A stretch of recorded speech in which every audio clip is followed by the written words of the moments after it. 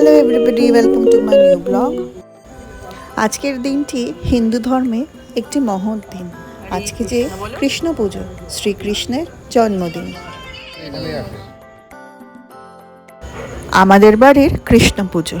কৃষ্ণ পুজো মানেই জন্মাষ্টমী। বাড়িতে আছে 3টি গোপাল, 3টি গোপালেরই আজ তো জন্মদিন। আমাদের বাড়িতেও আজ গোপালের শৃঙ্গার, গোপালের স্নান এবং গোপালের পুজোতে আমরা সারাদিন বিভোর। ভোগ দেব তালের বড়া, লুচি, নাড়ু, তালের ক্ষীর, আরও কত কিছু। গোপালের মন পছন্দ মতোই সব খাবার। 12টা 1 থেকে 12টা 45 পর্যন্ত তিথি। আজ জন্মাষ্টমী, আর পরের দিন মানে কালকে হচ্ছে নন্দ উৎসব। বলা হয় বৃন্দাবনে নন্দ উৎসবের উদযাপনের অনেক তিথি অনুযায়ী যাচ্ছি না।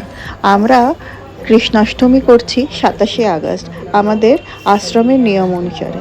এখন বাজে রাত 8টা।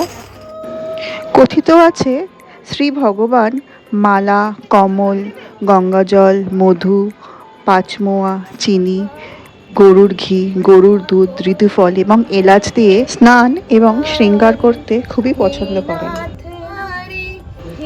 বাড়ির অনেক লোক, তাই একে একে সব একটি লাইন করে দাঁড়িয়ে আছে কখন কে ভগবানকে স্নান করাবেন।